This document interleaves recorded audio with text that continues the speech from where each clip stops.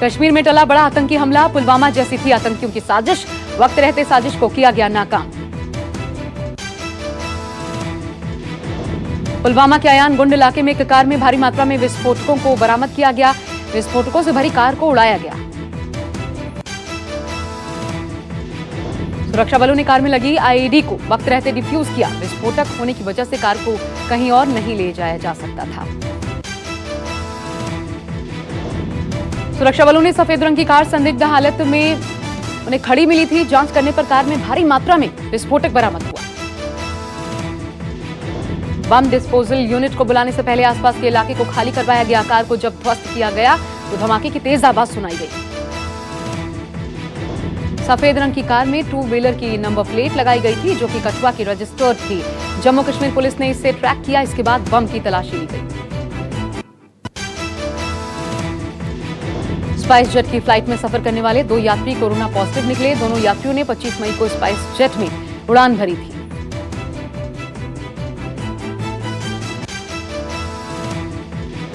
दोनों यात्रियों ने स्पाइस जेट की अहमदाबाद से दिल्ली और दिल्ली से गुवाहाटी तक की यात्रा की थी। अब दोनों यात्रियों के संपर्क में आए लोगों की पहचान शुरू की गई है।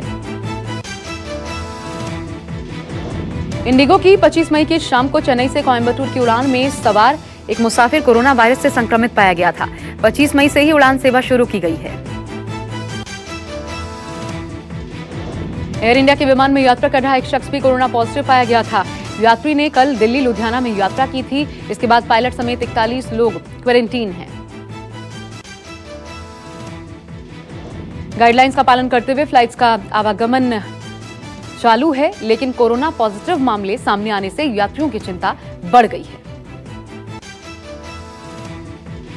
पहली बार फ्लाइट से मजदूरों की वापसी हुई। 177 प्रवासियों को रांची लाई झारखंड सरकार।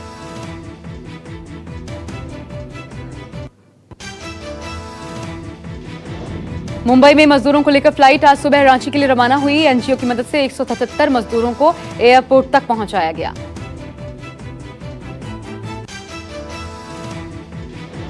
मुंबई अंतर्राष्ट्रीय हवाई अड्डे पर सुबह 2 बजे ही 177 प्रवासी मजदूरों की लाइन लग गई। ये मजदूर सुबह 6 बजे एयर एशिया की फ्लाइट में उड़ान भरने पहुंचे थे। 26 दिनों में 3,543 श्रमिक ट्रेनों से 48 लाख यात्री घर पहुंचे। भारतीय रेल का दावा। भारतीय रेल के मुताबिक 27 मई तक 3,543 श्रमिक स्पेशल ट्रेनें चलाई गईं और इस दौरान 48 लाख यात्रियों को उनके गृह राज्यों तक पहुंचाया गया है। रेलवे के मुताबिक यात्रियों के बीच 78 लाख भोजन के पैकेट और 1 करोड़ 10 लाख पानी की बोतलें बांटी गई। 3,543 ट्रेनों में से अधिकतर ट्रेनों को 5 राज्यों में चलाया गया है। इनमें गुजरात, महाराष्ट्र, पंजाब, यूपी और बिहार है। कोरोना वायरस के 24 घंटे में 6,566 मरीज बढ़ गए हैं। 194 की मौत। अब तक 4,531 लोगों ने अपनी जान गंवाई है। देश में अब कोरोना मरीजों की संख्या 1,58,000 के पार पहुंच गई है। मरीजों और कोरोना से मौत की संख्या के मामले में महाराष्ट्र सबसे आगे है। कोरोना वायरस से 67,692 लोग ठीक भी हुए हैं। जितनी तेजी से मरीज बढ़ रहे हैं, उतनी तेजी से ठीक भी हो रहे हैं। 22 मई से देश में हर रोज 6,000 से ज्यादा केस आ रहे हैं और तेजी से बढ़ रहे हैं आंकड़े। इसके चलते चिंता बढ़ गई है। दिल्ली में तेजी से कोरोना की चपेट में आ रहे हैं पुलिस वाले। नॉर्थ दिल्ली के डीसीपी कोरोना पॉजिटिव पाए गए। दिल्ली के शाहदरा के एडिशनल डीसीपी भी कोरोना की चपेट में आए। वहीं मधु विहार इलाके के एसएचओ का कोरोना टेस्ट पॉजिटिव निकला।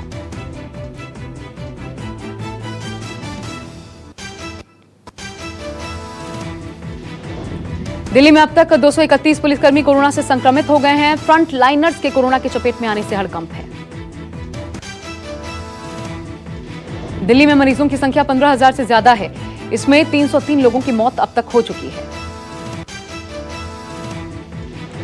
तमिलनाडु में कोरोना केस की संख्या 18,000 से ज्यादा हुई। इसमें 133 लोगों ने अपनी जान गंवाई है।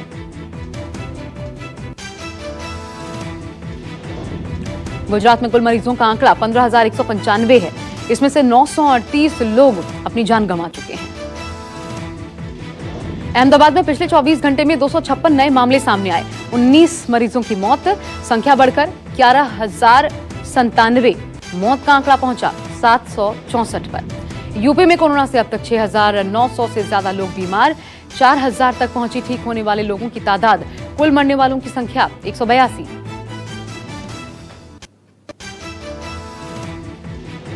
राजस्थान सरकार ने रेड जोन में टैक्सी और ऑटो रिक्शा चलाने की इजाजत दी, पर इस दौरान ड्राइवर्स को गाइडलाइन का सख्ती से पालन करना होगा।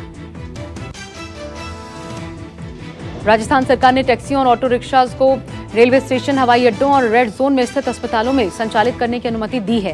हालांकि कंटेनमेंट जोन में रियायत नहीं मिली है। मध्य प्रदेश के पन्ना में टिड्डियों के आतंक से परेशान न होकर टिड्डियों को भगाने के लिए पुलिस ने तेज आवाज में सायरन बजाया। टिड्डी दल के खतरे को देखते हुए यूपी के 10 जिलों में अलर्ट। राजस्थान और एमपी की सीमाओं से लगते हैं सभी जिले।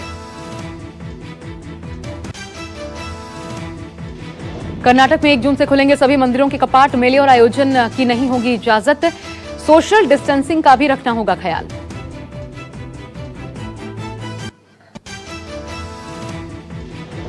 झाबुआ जिले के झोंसर गांव में पानी की जबरदस्त किल्लत। पानी की चोरी न हो इसके लिए ग्रामीणों ने ड्रम में पानी भरकर ताला लगाया है। महाराष्ट्र के अमरावती के कई ग्रामीण इलाकों में पानी की किल्लत। पानी के लिए मीलों पैदल चल रहे हैं लोग। तेलंगाना के मेडक में दर्दनाक खबर। कल एक बोरवेल में गिरे 3 साल के बच्चे का शव बरामद हुआ। यूपी के बागपत में शादी समारोह में हवाई फायरिंग का वीडियो वायरल हुआ। पुलिस ने मुकदमा दर्ज कर आरोपी युवक को जेल भेजा।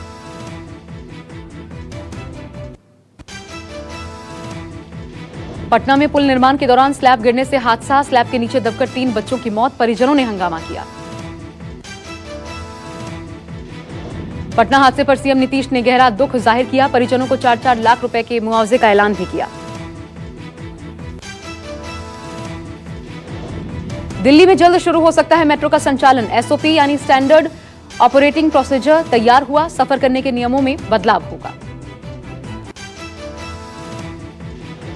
मेट्रो स्टेशन के एंट्री गेट्स की संख्या कम होगी। सभी यात्रियों की थर्मल स्क्रीनिंग की जाएगी। जानबूझकर कोरोना फैलाने वाली गतिविधि करने पर लगेगा कोरोना जुर्माना। अलीगढ़ में बीएसपी नेता मोहम्मद जाहिद ने उड़ाई लॉकडाउन की धज्जियां। बेटे की शादी की पूर्व संध्या पर करवाया बार बालाओं से डांस। आधी रात तक चलता रहा जश्न। जमकर उड़ाए गए रुपए। डांस का वीडियो सोशल मीडिया पर वायरल। पुलिस ने दर्ज किया मुकदमा।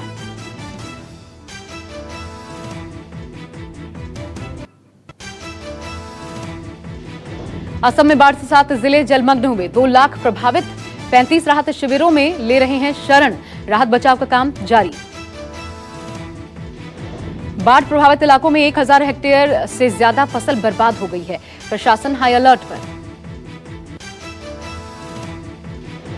पीपीई किट घोटाले को लेकर हिमाचल के बीजेपी अध्यक्ष राजीव जिंदल ने इस्तीफा सौंपा। स्वास्थ्य निदेशक पहले ही हो चुके हैं गिरफ्तार। घोटाले से जुड़ी अधिकारी के साथ बातचीत का कथित ऑडियो आया था सामने। क्लिप के आधार पर हुई थी गिरफ्तारी। बिहार के गोपालगंज में सरियाम युवक की हत्या। जेडीयू विधायक अमरेंद्र पांडे का करीबी था युवक। पुलिस कर रही है मामले की जांच। बिहार के भोजपुर के तरारी गांव में 200 चमगादड़ों की मौत। प्रशासन ने सैंपल लेकर चमगादड़ों को दफन किया। अचानक इतने चमगादड़ों की मौत से गांव में दहशत। लखनऊ में कार सवार बदमाशों ने चोकर व्यापारी का अपहरण कर लिया। सोशल मीडिया पर खबर आने पर हरकत में आई पुलिस। दबाव बनने पर बदमाशों ने कारोबारी को छोड़ा। अलीगढ़ में टेम्पो निकालने को लेकर 2 गुटों के बीच बवाल मच गया। जमकर लाठी डंडे चले, खूब पथराव हुआ।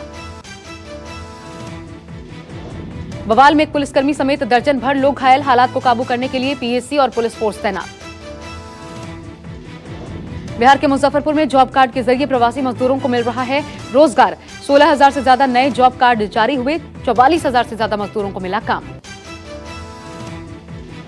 बिहार के सुपौल में लॉकडाउन में मजदूरों को मिला रोजगार। सोशल डिस्टेंसिंग का पालन करते हुए सरकार ने मजदूरों से योजनाओं में काम करवाने की इजाजत दी।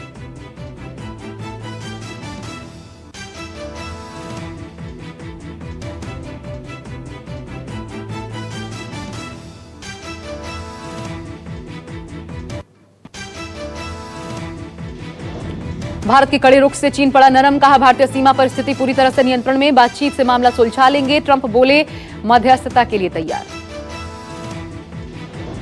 नक्शा विवाद पर नेपाल का कदम पीछे हटा, संविधान में संशोधन का प्रस्ताव टाला। ऐन मौके पर संसद की कार्यवाही से संविधान संशोधन की कार्यवाही को हटाया गया। अमेरिकी राष्ट्रपति ट्रंप ने कहा ट्विटर 2020 के राष्ट्रपति चुनाव में दखलंदाजी कर रहा है, बोलने की आजादी का गला घोंटा जा रहा है, कहा मैं ऐसा होने नहीं दूंगा।